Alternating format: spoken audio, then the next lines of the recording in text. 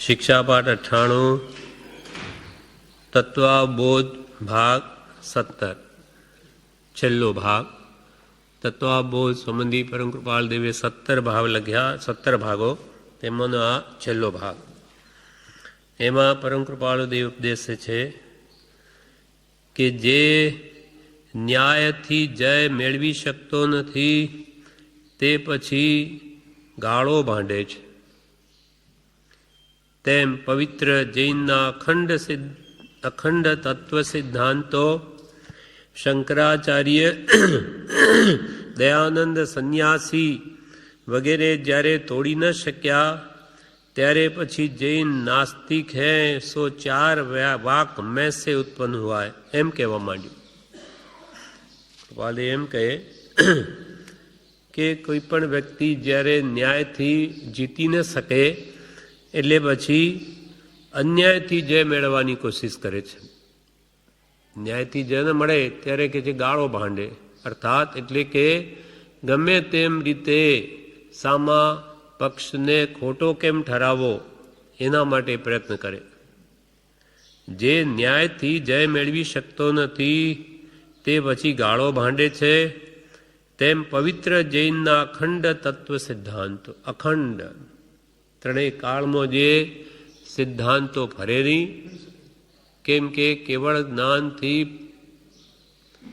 આખા વિશ્વનું સ્વરૂપ જાણી કેવળ દર્શનથી બધું જોઈ અને ભગવંતે જે સિદ્ધાંતો નિર્ણિત કર્યા નક્કી કર્યા કે આ પદાર્થનું સ્વરૂપ એમ જ છે એ અખંડ છે એટલે ત્રણેય કાળમાં નહીં ફરે। અનંતકાળ પહેલાં તીર્થંકરોએ જે કહ્યું તે જ આજે પણ ભગવાન મહાવીરે ઉપદેશ્યું। કેમ કે પદાર્થોનું સ્વરૂપ જે કેવળ જ્ઞાનીઓ જુએ એમાં કોઈ કાળે ફરક ન પડે કેમ કે જગત અનાદિ અનંત છે। અનાદિ કાળ પહેલાં શું હતું, અનંતકાળ પછી શું થશે એ બધા તીર્થંકરો સંપૂર્ણ જાણે છે। એટલે એના સિદ્ધાંતો અખંડ કદી ખંડિત ન થાય, એને કોઈ તોડી ન શકે। એટલે જ્યારે આવા પવિત્ર જૈન તત્વજ્ઞાનના સિદ્ધાંતો એ તોડી ન શક્યા એટલે પછી કે શંકરાચાર્ય કે દયાનંદ સરસ્વતી વગેરે ત્યારે પછી એમ કહેવા માંડ્યું કે જૈન તો નાસ્તિક હૈ કેમ કે ઈશ્વરને જ નથી માનતો। सो चार वाक में से उत्पन्न हुआ है। चार वाक तो साव नास्तिक है कि एने तो जीव तत्व अजीव तत्व अथवा जीव ज नहीं, आत्मा छे ज नहीं, कोई पाप पुण्य वगैरह कहीं ज न माने। જ્યારે જૈન દર્શન તો બધું માને। ચાર વાક ઈશ્વરને ન માને, નાસ્તિક મત એ તો કે પંચભૂતમાંથી આત્મા ઉત્પન્ન થયો અને આ પાંચ ભૂતરૂપા શરીર જ્યારે નાશ પામે એટલે આત્મા પણ નષ્ટ થઈ જાય, એ પાપ પુણ્યને પણ માનતા નથી। ચાર વાક વાળાઓ તો એમ કે કંઈ જ નહીં, તમારું બળ હોય એટલો ભોગવી લો। ઋણમ કૃત્વા ઘૃતમ પીબેત, ઋણ કરીને પણ ઘી પીઓ કેમ કે પરભવમાં કંઈ પાછું આપવાનું છે નહીં, એવી જેની માન્યતા છે। જ્યારે ભગવાન તીર્થંકરો એમ કદી કહ્યું નથી। એ તો ઈશ્વરની માને છે, ઈશ્વરને જગત કરતા નથી માનતા। પાપ પુણ્ય આશ્રવ સંબર બંધ મોક્ષ રિજરા બધા તત્વોને માને છે। તો એ ચાર વાકમાંથી ઉત્પન્ન થયેલું કેમ કહેવાય? એટલે પણ એ લોકો વિતરાગ દર્શનને શાંતિથી ઊંડાણથી જોયું જ નથી। વિચારે તો બધું ખબર પડે પણ વિચારે જ નહીં કે આમાં શું કહ્યું છે। તેથી આમ ઉપલક એમ જ કહી દીધું કે જૈન તો નાસ્તિક હૈ કેમ કે ઈશ્વરને નથી માનતા અને એ તો ચાર વાક મેં સે ઉત્પન્ન હુઆ હૈ। નાસ્તિકો જેમ ઈશ્વરને ન માને તેમાંય કહી દીધું કે આ જૈન ક્યાં ઈશ્વરને જગત કરતા માટે એ નાસ્તિક। હવે જ્યારે ગુરુ થઈને આવું કહે એટલે એના શિષ્યો ક્યાંથી ઊંડાણમાં ઉતરે કે ભાઈ આપણા ગુરુ તો બધું જાણે, એટલે એ તરફ એ લક્ષ્ય પણ ના આપે। એમ કહેવા માંડ્યું। પણ એ સ્થળે કોઈ પ્રશ્ન કરે કે મહારાજ એ વિવેચન તમે પછી કરો એવા શબ્દો કહેવામાં કંઈ વખત, વિવેક કે જ્ઞાન જોઈતું નથી. કૃપાલ એમ કહે કે એ કહેનારા એવા સાધુ સંતોને પહેલાં એમ પૂછો કે મહારાજ, એ વિવેચન તમે પછી કરો જૈન નાસ્તિક છે કે નહીં. પણ કેમ કે આમ માત્ર નાસ્તિક કહેવામાં કોઈ વખત નથી લાગતો. બે હોઠ ભેગા કરો, તમે કહી દીધું નાસ્તિક હે, અથવા એમાં કંઈ વિવેકની પણ જરૂર નથી. તમારે તો ગમે તેમ બોલવું છે. હિત હિત ક્યાં કહેવું છે? હિતરૂપ છે કે નહીં, વાસ્તવમાં એમ છે કે નહીં. એટલે આવું માત્ર નાસ્તિક કહી દેવામાં કંઈ વખત લાગતો નથી, કે એમાં કંઈ વિવેકની પણ જરૂર નથી, કે એમાં જ્ઞાન પણ જોઈતું નથી કે ભાઈ આ સાચું છે કે ખોટું છે, સમ્યક છે કે મિથ્યા જ્ઞાન છે, એ પણ ક્યાં વિચારવું છે. તો કે આવી વાત તમે પછી કરો મહારાજ, એ વિવેચન તમે પછી કરો. એવા શબ્દો કહેવામાં કંઈ વખત, વિવેક કે જ્ઞાન જોઈતું નથી. પણ આનો ઉત્તર આપો કે જૈન વેદથી કઈ વસ્તુમાં ઉતરતો છે એ તો કહો. કે ભાઈ અમારો વેદાંત ધર્મ તો એટલો ઊંચો કે જુઓ એના એક એક તત્વ જુઓ, અને તમારા જૈન દર્શનમાં એવું ક્યાં છે, એમ એક એક વાત સમજાવો તો ખરા. એમ એ પણ આનો ઉત્તર આપો કે જૈન વેદથી કઈ વસ્તુમાં ઉતરતો છે. કે ભાઈ અમારા વેદના સિદ્ધાંત કરતો તો જૈન જુઓ આટલી બાબતમાં તો એનું વિવરણ નથી, અને એટલા પ્રકારે તો એ ન્યૂન છે, એ વસ્તુ સમજાવો તો ખરા. એનું જ્ઞાન એટલે ભગવાન તીર્થંકરોએ જે તત્વજ્ઞાન ઉપદેશ્યું, અને એનો બોધ, એ વિતરાગોનો ઉપદેશ, અને એનું રહસ્ય આત્મજ્ઞાન કેવી રીતે પ્રાપ્ત થાય એનું રહસ્ય જે ભગવાન તીર્થંકરોએ ઉપદેશ્યું એ, અને એનું સતશીલ કેવું છે તે તો એકવાર કહો. તમે કહો છો કે જે નાસ્તિક છે તો એના ઉપદેશ શું છે તો જરા કહો, કે કેવી રીતે એ ઈશ્વરને નાસ્તિક કહે છે તો અમને સમજાવો. એટલે એ જેને તમે નાસ્તિકો છો એનું તત્વજ્ઞાન, એનો ઉપદેશ, અને એનું રહસ્ય, અને એનો સદાચારનો કેટલો સૂક્ષ્મ ઉપદેશ છે, કે એના સિદ્ધાંતો કેટલા સૂક્ષ્મ છે એ તો સમજાવો. જેમ કે સદાચારમાં શ્રાવકના ધર્મો, મુનિના ધર્મો, બ્રહ્મચારીના ધર્મો, એ દરેકના કયા કર્તવ્ય છે એ બધું ભગવાને સદાચાર ઉપદેશ્યો છે. એ બધું તમે કે એમને સમજાવો તો ખ્યાલ આવે કે ભાઈ તમે વિતરાગના ઉપદેશેલા જૈન દર્શનને વાંચ્યું છે, વિચાર્યું છે, અને આ પ્રમાણે તુલના કરીને તમે આમાં ત્રુટીઓ જોઈ તો એ સમજાવો. કૃપાલ કે શું સમજાવે? વાંચ્યું જ નથી, જોયું જ નથી, એ તો ઉપલબ્ધ કહી દીધું, બસ એ તો મિથ્યા છે. એટલે પણ એટલે નાસ્તિક કહેવામાં કંઈ વખત, વિવેક કે જ્ઞાન જોઈતું નથી. પણ આનો ઉત્તર આપો કે જૈન દર્શન વૈદિક ધર્મથી કઈ વસ્તુમાં ઉતરતો છે, અને એનું જ્ઞાન, એનો બોધ, એનું રહસ્ય, અને એનું સત્શીલ કેવું છે તે તો એકવાર કહો. આપના વેદ વિચારો કઈ બાબતમાં જૈનથી ચઢે છે, અને આપના જે વૈદિક વિચારો જે જૈન દર્શનથી કઈ કઈ બાબતમાં વિશેષ ચઢિયાતા છે એ પણ મને કહો. આમ બે વાત સમજાવો કે ભાઈ આ જુઓ અમે કહ્યું એ તો જુઓ કેટલું પરમ સત્ય છે, અને એના કારણે તો આખું વિશ્વ તરી ગયું, અને આ ભગવાન મહાવીરે ઉપદેશ્યું એટલે આખું વિશ્વ ડૂબી ગયું. તમે માનતા હો તો કહી બતાવો, કે પછી તમારા ઉપદેશમાં કંઈ તથ્ય નથી, અને વિતરાગે તો જે દયા, સત્ય, ક્ષમા આદિ ઉપદેશ કર્યા છે એને લઈને તો બધા સુખી છે. એ બધું કહીને અમને સમજાવો મધ્યસ્થતાથી.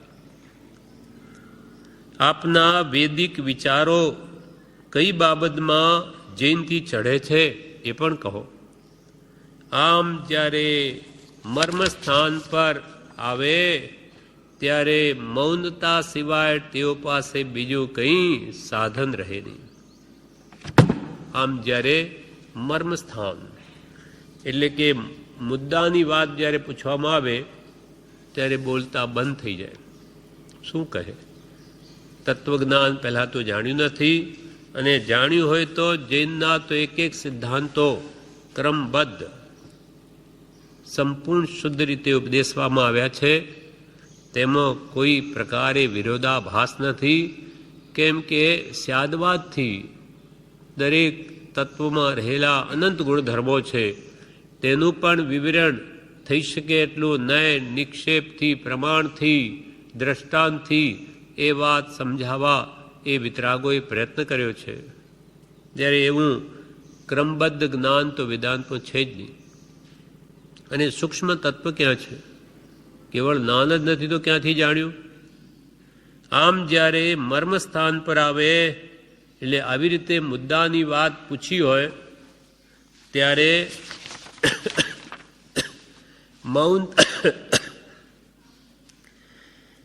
મૌનતા સિવાય તેઓ પાસે બીજું કંઈ સાધન રહે નહીં. મૌન થયા સિવાય એની પાસે બીજો કોઈ ઉપાય રહે નહીં. કેવા ખાતર બધું કહી દે છે, વાંચે પણ નહીં, અર્થાત પોતે પણ સતને પામે નહીં, અને કોઈ પામતો હોય તેને પણ આવી ભ્રમભૂરખી નાખી તેને પણ રોકી દે, એને પણ સતમાર્ગે આગળ વધવા ન દે. એક દ્રષ્ટાંત છે. બુદ્ધિસાગરજી મુનિ હતા, સાધુ, ને શિવજી મઢનાવાળા જે છોકરાઓને ભણાવતા પાલિતણામાં, પછી પ્રભુશ્રીનો ભેટો થાય છે પાલિતણામાં, ત્યાં પણ એમની સેવા કરે છે, પછી આશ્રમમાં પણ એ આવે છે. અને એમને એકવાર બુદ્ધિસાગરજી મહારાજે એમ કહ્યું કે તમે આ શ્રીમદનું વાંચન કરવાનું મૂકી દો. હા, શ્રીમદજીનું વાંચવાનું મૂકી દો, એમ પાલિતરામાં બુદ્ધિસાગરજીએ આ શિવજી મઢાવાળાને કહ્યું. ત્યારે એમનો જવાબ કેવો માર્મિક હતો કે મહારાજ, તમે એમ કરો કે તમે એક એવો ગ્રંથ લખો કે પછી બધા તમારું જ વાંચે, પછી શ્રીમદજીના ગ્રંથને તો કોઈ હાથમાં નહીં લે. તમે એવો ગ્રંથ લખો પછી કહેવું જ ન પડે, બધા તમારું જ વાંચશે, શ્રીમદજીનું નહીં વાંચે. ત્યારે તરત જ બોલતા બંધ થઈ ગયા. એક પત્ર શું, એક વાક્ય પણ લખો શ્રીમદજી જેવું, ક્યાંથી લખે? અંદરમાં કંઈ હોય જ નહીં તો બહાર ક્યાંથી આવે? કૂવામાં હોય તો અવાડામાં આવે, કૂવો જ ખાલી હોય તો ક્યાંથી બહાર આવે? એમ જ્યારે મર્મસ્થાન રહસ્યભૂત વાત મુદ્દાની પૂછે એટલે બોલતા બંધ થઈ જાય. તમે આ સાચું છોડી દો, અર્થાત તમે આ કરો નહીં તો અમારે શું કરવું? તો તમે એવું લખો ને એવું સુંદર, પછી ક્યાં શ્રીમદજીનું કોઈ વાંચે? પણ કોને આવડે છે લખવાનું? એમ અહીંયા કે જૈન દર્શન ખોટું છે, વિતરાગોએ ઈશ્વરને માનતા નથી આ જૈન દર્શનવાળા. પણ કેવી રીતે નથી માનતા એ તો વિચારો. શું ઈશ્વરને નથી માનતા? તો પછી શું કરે છે એ લોકો? એ તો કહે છે કે ઈશ્વર છે જ, અને વેદાંતમાં એમ કહે કે એક જ ઈશ્વર છે. જ્યારે જૈન દર્શન તો એમ કહે છે કે આ બધા જ ઈશ્વર છે. દરેકમાં આત્મા સ્વતંત્ર રૂપે રહેલો છે. એક ઈશ્વરની અનંત ઈશ્વર છે, જેનો આત્મા રાગ દ્વેષ અજ્ઞાનથી મુક્ત થાય તે પોતે જ ઈશ્વર બની જાય છે. જ્યારે વેદાંતમાં એક જ ઈશ્વર માને, બધી એની સૂર્યની જેમ એક સૂર્ય એની કિરણો લાખો, તેમ આ બધા એક જ ઈશ્વરના અંશ છે. જ્યારે વિતરાગ એમ નથી માનતું. એ તો કે દરેક જીવ સ્વતંત્ર છે, કે એક મોક્ષે ગયો, તમારા વેદાંતના સિદ્ધાંત પ્રમાણે તો એક મુક્તિને પામે તો બધા મુક્તિ એ જવા જોઈએ. જેમ સૂર્યાસ્ત થાય ત્યારે એક કિરણ એક કિરણ જ ભેગું થાય કે લાખો કિરણો ભેગા થાય? બધા જ ભેગા થઈ જાય અને સૂર્યાસ્ત થઈ જાય તો એક મુક્તિને પામ્યો તો બધા પામવા જોઈએ. પણ અહીંયા તો દરેકનું અસ્તિત્વ ભિન્ન ભિન્ન છે. આત્મા એક નહીં, અનંત આત્માઓ છે. ઈશ્વર એક નહીં, પણ અહીંયા તો અનંત ઈશ્વર થઈ શકે, કેમ કે નિશ્ચયને પ્રત્યેક આત્મા પરમાત્મા સ્વરૂપ છે. જે પોતાના આત્માની શુદ્ધિ કરશે, એને અષ્ટકર્મથી રહિત કરશે, તે પોતે જ ઈશ્વર બની જશે. એમ જ્યારે વાસ્તવિક તત્વનું નિરૂપણ કરવામાં આવે ત્યારે એમની પાસે કે મૌનતા સિવાય બીજું કોઈ આધાર રહે નહીં.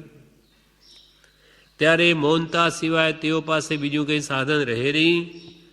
જે સત્પુરુષોના વચનામૃત અને યોગબળથી આ સૃષ્ટિમાં સત્ય, દયા, તત્વજ્ઞાન અને મહાશીલ ઉદય પામે છે, તે પુરુષો કરતાં જે પુરુષો શૃંગારમાં રાચ્યા પડ્યા છે, સામાન્ય તત્વજ્ઞાનને પણ નથી જાણતા, જેનો આચાર પણ પૂર્ણ નથી, તેને ચડતા કહેવા, પરમેશ્વરને નામે સ્થાપવા અને સત્ય સ્વરૂપની અવર્ણ ભાષા બોલવી, પરમાત્મા સ્વરૂપ પામેલાને નાસ્તિક કહેવા, એ એમની કેટલી બધી કર્મની બહોળતાનું સૂચવન કરે છે.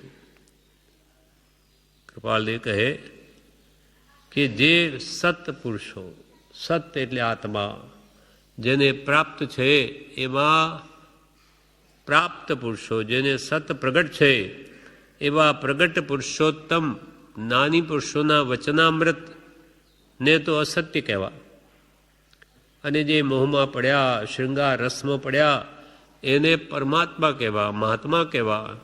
સાવ વિપરીત. આ બધું શા માટે કૃપાલદેવ જણાવે કે આપણો આત્મા પણ કોઈ રીતે મિથ્યા મતોને ગ્રહણ કરે નહીં, એમાં તણાય નહીં, એના માટે. બાકી એમના કર્મ એમને ભારે, આપણે એનાથી કોઈ મતલબ નથી. પણ સત શું છે, અસત શું છે, બે જાણવું પડે. જેમ કે ઝેરને અમૃત હોય તો કે ભાઈ મારે થોડું ઝેર પીવું છે, મારે જાણીને શું કરવું?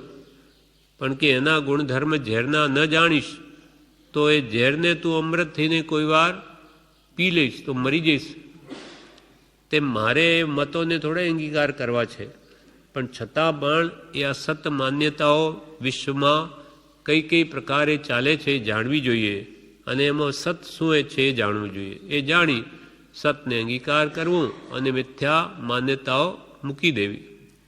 કેમ કે સતની શ્રદ્ધા એ જ ધર્મનું પહેલું પગથિયું છે. તત્વા શ્રદ્ધાનમ સમ્યક દર્શનમ. તત્વોની શ્રદ્ધા જેમ છે તેમ પદાર્થનું સ્વરૂપ એ તત્વ, એની શ્રદ્ધા એ સમકીપ છે. એટલે જે જ્ઞાની પુરુષોએ તત્વચનામૃત અને યોગ બળથી, એ મહાપુરુષોના યોગ બળથી, જેમ કે પરમ કૃપાલ દેવના મન વચનના યોગ બળથી એમને મનથી આખા વિશ્વને નું કલ્યાણ થાય એવી ભાવનાથી, અને એમના વચનરૂપી અમૃત જે ઉપદેશ આપણું કલ્યાણ કરે, એમની કાયા વડે એમને કેટલાય આત્મસિદ્ધિ લખી, કે મોક્ષમાળા લખી, કે પુષ્પમાળા લખી, કે પત્રો લખ્યા, એ બધું એનું યોગબળ છે. એને લઈને આપણે આજે સુખી છીએ. સત્પુરુષોનું યોગબળ જગતનું કલ્યાણ કરો, નહીં તો આપણે તત્વને કેવી રીતે જાણીએ? શાસ્ત્રોમાં માર્ગ કહેલો છે, મર્મ તો સત્પુરુષના અંતર આત્મામાં રહેલો છે, રહસ્ય એ ટૂંકામાં આપણને બતાવી દીધું. માટે જે સત્પુરુષોના વચનામૃત અને એના યોગબળથી આ સૃષ્ટિમાં સત્ય પ્રરૂપી રહ્યું છે, દયા ધર્મ ચાલી રહ્યો છે.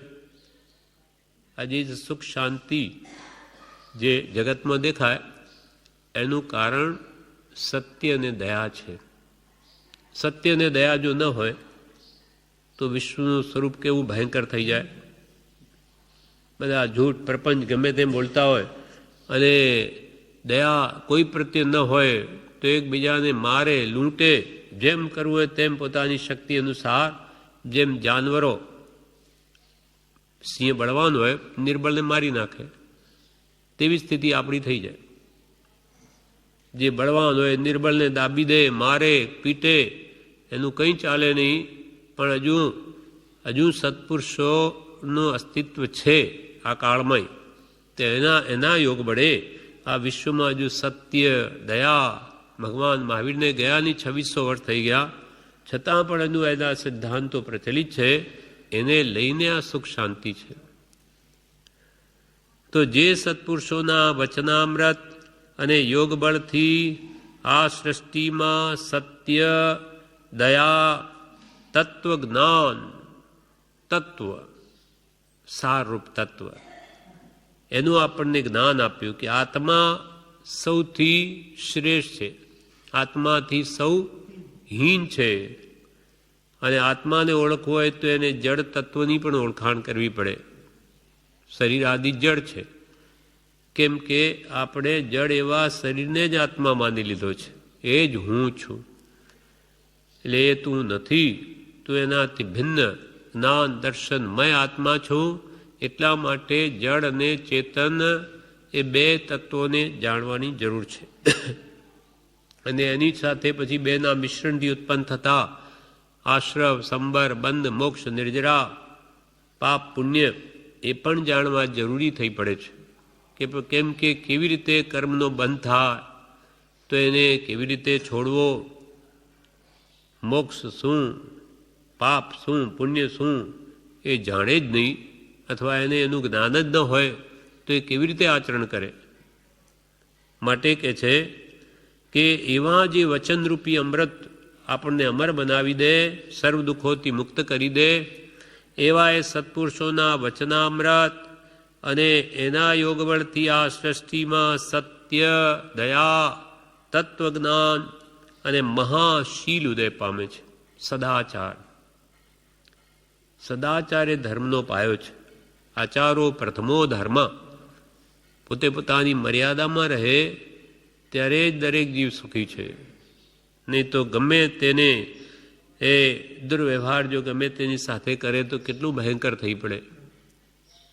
એટલે તત્વજ્ઞાન અને મહાશીલ જે ઉદય પામ્યા છે તેનું કારણ સત્પુરુષોનો ઉપદેશ છે, આ વિતરાગોનો.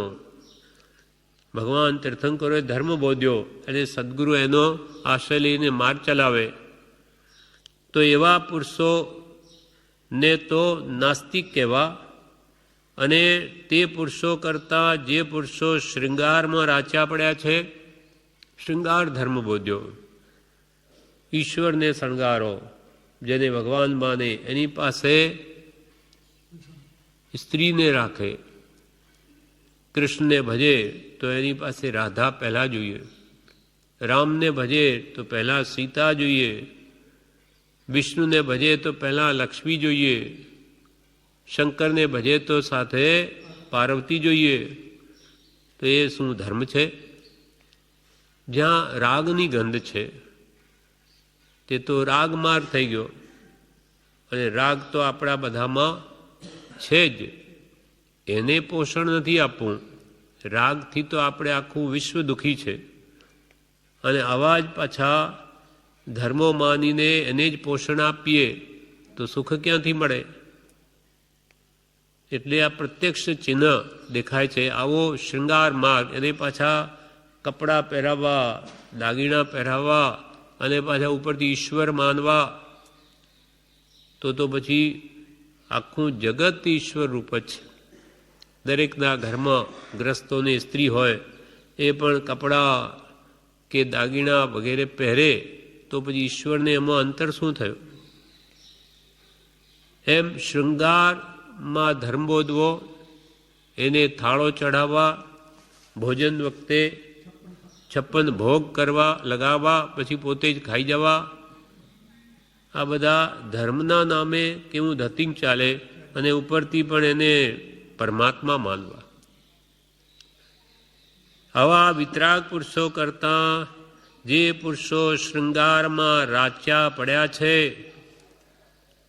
પાછા ધર્મના નામે હવે આ દિવસે આ ગરબા વગેરે નવરાત્રિના વધ્યા, કે જેમાં પુરુષો સ્ત્રીઓ નવા નવા કપડાં પહેરી સાથે રાસ જાણે રાસલીલા રમીએ. નામ ધર્મનું આપી દીધું અને પોસે મોહ આસક્તિઓ અનાદિની અંદર પડી એ મોહને જ પોષણ આપવું અને નામ કે અમે તો ધર્મ કરીએ છીએ. ધર્મ કરો છો કે ચીકણા કર્મ બાંધો છો એ વિતરાગો જાણે છે. કે ભગવાને કહ્યું કે આ તો બધો મોહ તો પડેલો, એને આવા વૃદ્ધિના સાધનો આપવાથી તમારો આત્મા શાંતિ ન પામે, એ તો વધારે ઉકળાટવાળો મલિન થાય. એટલે આવા પુરુષો વિતરાગ કરતા જે પુરુષો શૃંગારમાં રાચ્યા પડ્યા છે, સામાન્ય તત્વજ્ઞાનને પણ નથી જાણતા, સામાન્ય પણ વિતરાગના ઉપદેશને નથી જાણતા, જેનો આચાર પણ પૂર્ણ નથી, પોતાનો વર્તન પણ શુદ્ધ નથી, પોતે ગુરુ કે પરમાત્મા સ્વરૂપ કહેવડાવવા છતાં જેનો આચાર પણ પૂર્ણ નથી, તેને તો ચડતા કહેવા. પરમેશ્વરના નામે સ્થાપવા અને સત્ય સ્વરૂપની અવર્ણ ભાષા બોલવી. જે સત્ય સ્વરૂપ છે, પ્રગટ પુરુષોત્તમ છે, વિતરાગ છે, રાગ રૂપ સ્ત્રીનો જેને સર્વથા ત્યાગ છે, દ્વેષરૂપ શસ્ત્ર જેને ક્યારના ત્યાગી દીધા, નહીં તો એ તો પાછા શસ્ત્રો પણ રાખે. એટલે હજુ તો એમના અંદર રાગ પણ છે ને દ્વેષ પણ છે. અને કોઈના દેવોના હાથમાં તો વળી જપમાળા છે, એટલે એનું મન પણ હજુ સ્થિર થયું નથી, અસ્થિર છે, અને છતાં એમને ભગવાન કહેવા. એને પરમેશ્વરના નામે સ્થાપવા અને સત્ય સ્વરૂપની અવર્ણ ભાષા બોલવી. જે સત્ય એવા પુરુષો જેના અંદર રાગ નહીં, દ્વેષ નહીં, જેને મારે તેને પણ તારે, કોઈ પ્રકારે સામો વાર કરે નહીં, જેનું મન અખંડ સ્થિર છે, ગમે એટલા અવસર કરે તો પણ ચલાયમાં નહીં થાય, આવા સત્ય સ્વરૂપને રૂપ પુરુષોની તો અવર્ણ ભાષા બોલવી. કે તો બધા નાસ્તિક, એ બધા આચરવાય નહીં, આટલું બધું હલાહલ વિપરીત આચરણ કરવું. એટલે મોહી જીવોને તો પરમેશ્વરના નામે સ્થાપવા અને નિરાગી એવા સત્ય પુરુષોની અવર્ણ ભાષા બોલવી. એટલે પરમાત્મા સ્વરૂપ પામેલાને નાસ્તિક કહેવા. એ એમની કેટલી બધી કર્મની બહોળતાનું સૂચવન કરે છે. કેટલી બધી કર્મની બહોળતા, કેટલા બધા કર્મથી ભારે કહેવાય એ જીવો, કે જે ખરા સત્ય પુરુષો છે, પવિત્ર પુરુષો છે, એને તો નાસ્તિક કહેવા. એ ધર્મ આચરવાયું નથી. અને આવા રાગી, શૃંગારી, મોહી એ ધર્મ તમે આચરો. આવું જે કહેનારા તે કે છે કેટલી બધી કર્મની બહોળતાનું સૂચવન કરે છે. કેટલા ભારે કર્મી છે કે એમને સત્ય જણાતું જ નથી. પરંતુ જગત મોહાંધ છે. કૃપાલ કેમ થાય તો કે આખું જગત મોહથી આંધળું થયેલું છે. એને સત્ય ક્યાંથી દેખાય? જેમ આંધળો માણસ હોય એને સામે ન દેખાય, તેમ આ કે જગત મોહથી આંધળું થઈ ગયું છે, માટે એને સત્ય તો દેખાતું જ નથી. પરંતુ જગત મોહાંધ છે, મતભેદ છે ત્યાં અંધારું છે. મતભેદ, અમારો મત, અમે જે માનીએ તે જ સત્ય, અમારા બાપ દાદાનો ધર્મ તે જ સાચો, અમારા ગુરુ તે જ સત્ય કહે. પછી ભલે ને તે કોઈ શાસ્ત્રના નામ પણ ન જાણતા હોય, પણ ગુરુ કોના? અમારા, માટે એ સાચા. એવી જ્યાં મત પક્ષની વાત છે ત્યાં કૃપાળુદેવ કે છે કે સત હોતું જ નથી. જ્યાં મત છે ત્યાં સત ન હોય, જ્યાં સત હોય ત્યાં મત ન હોય, મત પક્ષનો આગ્રહ ન હોય. જ્યાં સત્ય હોય તે ગ્રહણ કરે. જેમ કે પરમ કૃપાળ દેવે દિગંબર, શ્વેતાંબર, સ્થાનકવાસી બધાને એક કર્યા. અને વેદાંતમાં બી સારી વાતો છે વૈરાગ ઉપશમની, તે કૃપાળ દેવે લીધી છે, એનો કોઈ ના નથી. મોહ મુદગર વાંચવાનું આપતા, પંચીકરણ આવા વેદાંતના ગ્રંથો વિવેક ભાવની કે આવા કોઈ પણ જેમાં વૈરાગ્ય ઉપશમ ને બળ મળે એવું વાંચન કરવાનું જ્ઞાનીઓની ના નથી, ગમે તે ધર્મનું હોય. પણ જ્યાં સિદ્ધાંત વિપરીત હોય એ આચરવાયું નથી. સિદ્ધાંત તો વિતરાગનો જ. ભગવાને જે કેવળ જ્ઞાનથી જોઈને કહ્યું એમાં ત્રિકાળમાં ફરક ન પડે, માટે સિદ્ધાંત તો વિતરાગ પુરુષોનો જ માનવો, એ જ પરમ સત્ય છે. પરંતુ જગત મોહાંધ છે, મતભેદ છે ત્યાં અંધારું છે, મમત્વ કે રાગ છે ત્યાં સત્ય તત્વ નથી. એ વાત આપણે શા માટે ન વિચારવી? મમત્વ અમારો ધર્મ, તેના પ્રત્યે દ્રષ્ટિ રાખજે તો ત્યાં સત્ય તત્વ નથી. મારું તે સાચું નહીં, સાચું તે મારું. જ્યાં ક્યાં પણ સત્ય છે તે મારું, એ મારે અંગીકાર કરવા યોગ્ય. અને હું માનું કે મારા બાપ દાદાઓ માનતા હોય તેથી કંઈ એ સત્ય જ હોય એમ કહી ન શકાય. મમત્વ કે રાગ છે ત્યાં સત્ય તત્વ નથી. પણ જ્યાં મારાપણું આવી ગયું ત્યાં આંધળાપણું આવી જાય છે, અંધાપો આવી જાય. એટલે કે મતભેદ છે ત્યાં અંધારું છે, મમત્વ કે રાગ છે ત્યાં સત્ય તત્વ નથી. એ વાત આપણે શા માટે ન વિચારવી?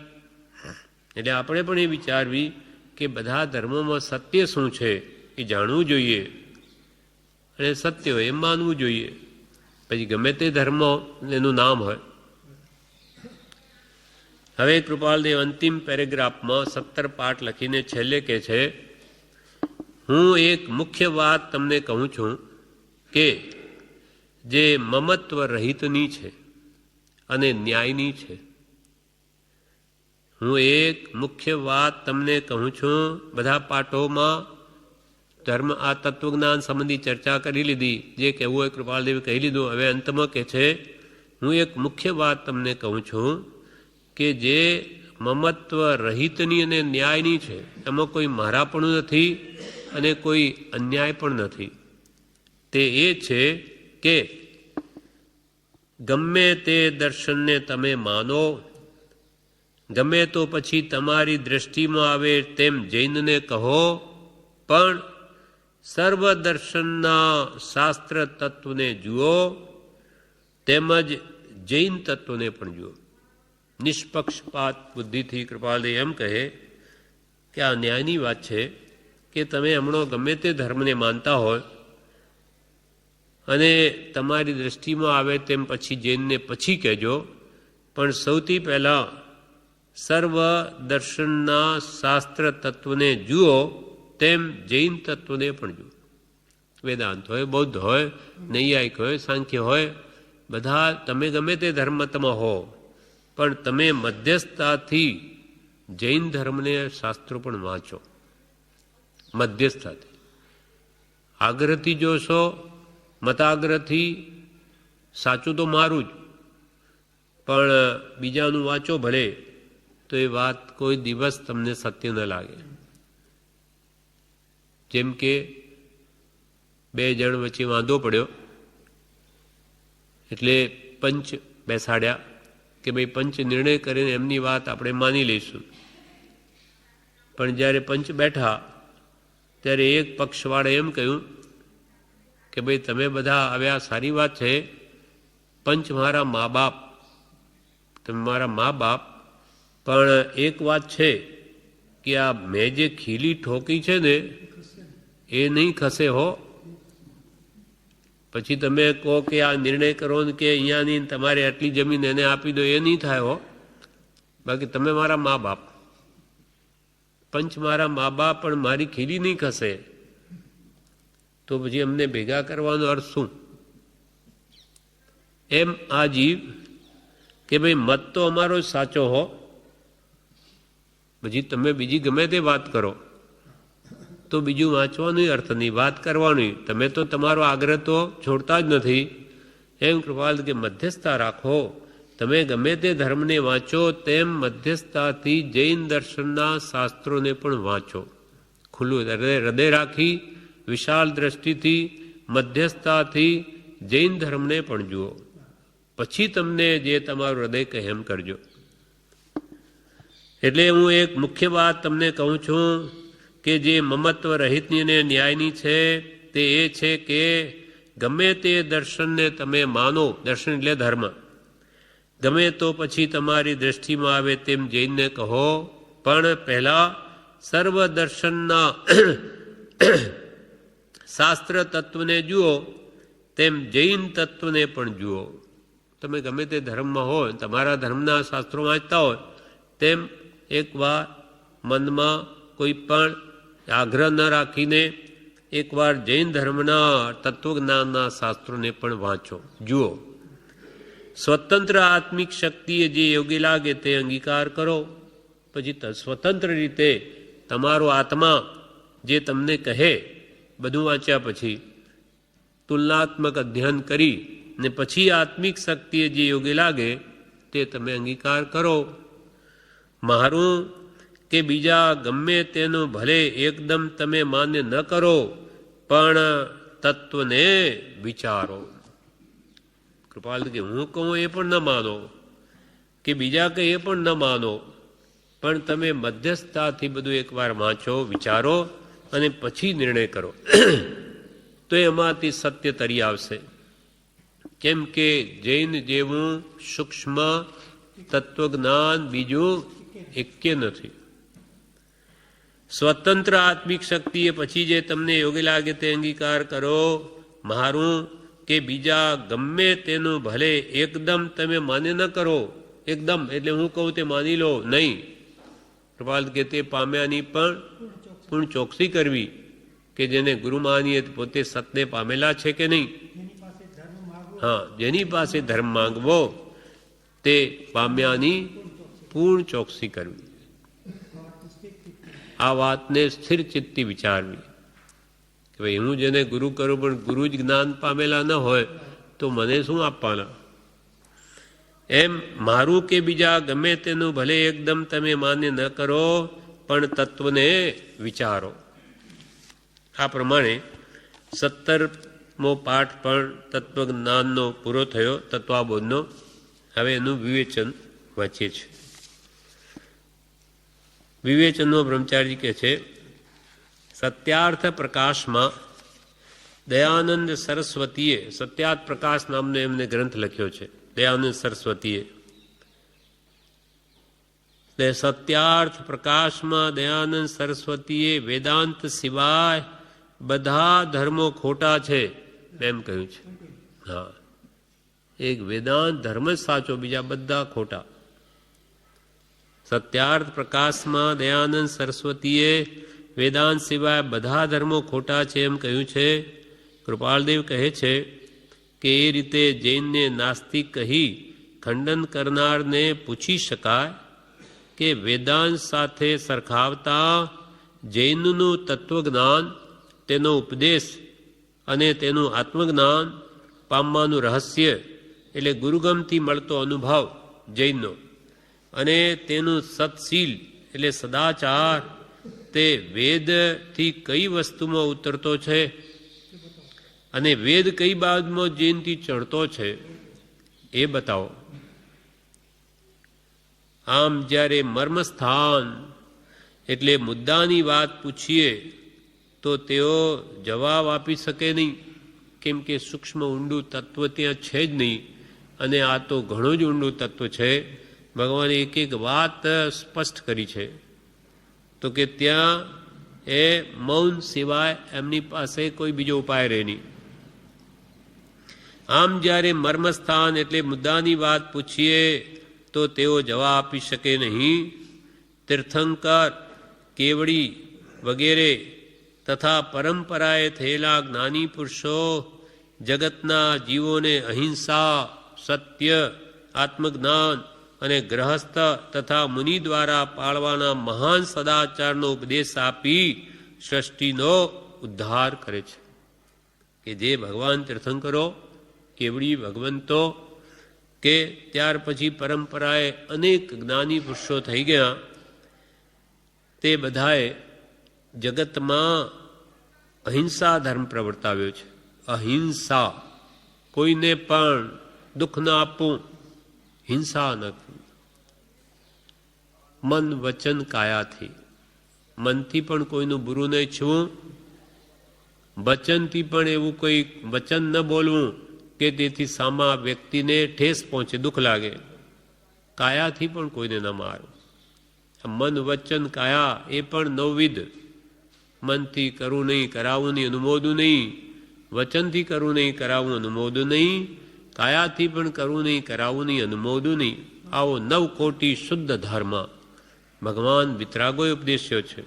નાનામાં નાના જંતુને પણ જેનાથી દુઃખ ન થાય એવો ભગવાનનો અહિંસા પરમો ધર્મ છે. એને સત્ય ઉપદેશ્યું. આત્મજ્ઞાન, આત્મા, તારો આત્મા જ પરમાત્મા જેવો છે, એને શુદ્ધ કર. એવું આત્મજ્ઞાન ના તત્વોપદેશ્યા અને ગ્રસ્ત અને મુનિ દ્વારા પાળવાના જે મહાન સદાચાર, તેનો પણ ઉપદેશ આપ્યો કે જેના પાલનથી ગ્રસ્ત પણ સુખી છે. મુનિઓ પણ આત્મધર્મ આરાધી અને ઉત્તમ જ્ઞાન દશા પામીને શાશ્વત સુખ શાંતિ મોક્ષને મેળવે છે. તો આવો ઉપદેશ જેનો છે તેથી આખા સૃષ્ટિનો ઉદ્ધાર થાય છે. જે ભગવાન વિતરાગોના કહેલા ઉપદેશને આરાધે, આજ્ઞા આરાધે, તે તો સુખી થઈ જાય આ ભવ અને પરભવમાં. આવો તો જેનો ઉપદેશ છે અને તે પુરુષો કરતાં અન્ય ધર્મના આચાર્યોને ચઢિયાતા કહેવા અને પરમેશ્વરને નામે સ્થાપવા અને જૈનની અવર્ણ ભાષા બોલવી, એટલે કે જૈન ધર્મની નિંદા કરવી, એ બહુ અજ્ઞાન છે. પક્ષા પક્ષી થઈ ત્યાં પછી સત્ય રહેતું નથી. મારું તે સાચું એમ કરે ત્યાં મમત્વ છે, સત્ય તત્વ નથી. માટે કોઈ નિંદા કરે પણ આપણે સામે નિંદા ન કરવી. શું કહે છે? આપણને જૈન ધર્મની કોઈ નિંદા કરે તો બી આપણે કોઈ ધર્મની નિંદા ન કરવી. કેમ કે સ્યાદવાદથી જોઈએ તો ભગવાન મહાવીરે તો સર્વ ધર્મને સત્ય કહ્યા છે અપેક્ષાથી. કૃપાલદેવે કાવ્યમાં લખ્યું, 4 વેદ, અથર્વવેદ, અજુર્વેદ, ઋગ્વેદ વગેરે 4 વેદ પુરાણ આદિ શાસ્ત્ર સૌ મિથ્યાત્વના, પણ જ્ઞાનીને તે જ્ઞાન ભાષ્યા એ જ ઠેકાણે ઠરો. જીનવર કહે છે જ્ઞાન તેને સર્વભવ્યો સાંભળો. જીનવર કહે છે જ્ઞાન તેને સર્વભવ્યો સાંભળો. ભલે આ બધા વેદો અપૂર્ણ છે, એકાંતે લીધા માટે મિથ્યા છે. જ્યારે વિતરાગ કે તમે સ્યાદવાદથી તો એમને પણ તે ગ્રંથો જ્ઞાનરૂપ ભાષ્યા. 4 વેદ પુરાણ આદિ શાસ્ત્ર તો મિથ્યાત્વના, પણ જ્ઞાનીને તો તે જ્ઞાન ભાષ્યા. એમાંથી પણ એમને તો ઉપદેશ મળ્યો કે ભાઈ આ અપેક્ષાએ આત્મા નિત્ય, આ અપેક્ષાએ નિત્ય, એમ અપેક્ષાથી બધું સત્ય કહ્યું છે. એટલે અહીંયા કે છે કોઈ નિંદા કરે આપણા ધર્મની તો પણ આપણે સામે નિંદા ન કરવી. આપણે એ વિચારવું કે તેઓ મોહાન હોવાથી એમ બોલે છે, એમને તો વિચારોને ખબર નથી માટે આવું બોલે છે. જૈન ધર્મ એ સાચો વિશ્વ ધર્મ છે. તેનું તત્વજ્ઞાન ધર્મ ધ્યાન માટે અતિ ઉપયોગી છે. તેથી એ સત્ય ધર્મનો પ્રકાશ કરવા કૃપાળુદેવ દરેક ધર્મ જિજ્ઞાસુને ભલામણ કરે છે કે તમે અન્ય દર્શનના શાસ્ત્રો વાંચો છો તેમ જૈન દર્શનના શાસ્ત્રો પણ વાંચો. તેમની તુલના કરો, તુલનાત્મક અધ્યયન કરો કે ભાઈ આમાં તત્વ કેટલા અંશે કહ્યું, આમાં કેવું, તમે તુલનાત્મક અધ્યયન કરશો તો તમને જણાઈ આવશે. એટલે છેલ્લી ભલામણ કૃપાલદેવ એ જ કહે છે કે કેટલું કહીએ, તમારે સત જાણવું હોય તો તમે જે મતમાં હોય તેનું વાંચતા હોય તેમ આનું પણ એકવાર વાંચો. કેમ કે મતાગ્રહ સૌથી ખરાબ છે. મત પક્ષ છોડી અને સત જાણવા માટે તૈયાર થવું એ વિરલા જ થાય છે. બાકી અમારા બાપ દાદાઓ કંઈ મૂર્ખા નહોતા, એટલે ધર્મ તો અમારો જ સાચો. બાપ દાદાઓ તો ઘણું બધું બીજું કરતા હતા, એ બધું છોડી દીધું અને આ પકડી લીધું. બાપ દાદાઓ તો પહેલાં નળિયાવાળા મકાનમાં રહેતા હતા. તમે કેમ આરસીસી વાળા મકાનમાં રહેતા થઈ ગયા? બાપ દાદાઓ તો આવા શર્ટોને પહેરતા નહોતા બટનવાળા, જ્યાં દોરી બાંધતા હતા. આમ તો તમે કેમ આ ચાલી કરી દીધું, કેડિયું પહેરતા હતા? બાપ દાદાઓ તો કોઈ ગાડાઓમાં બેસતા, ગાડાઓમાં જતા, તો તમે કેમ મોટરને રેલગાડીમાં બેસતા થઈ ગયા? આમ બીજું બધું ફેરવી નાખ્યું. ચૂલાઓ ફૂંકતા હતા, આ ધુમાડા નીકળતા, છાણ બાળતા, તમે કેમ ગેસના ચૂલા ચાલુ કરી દીધા?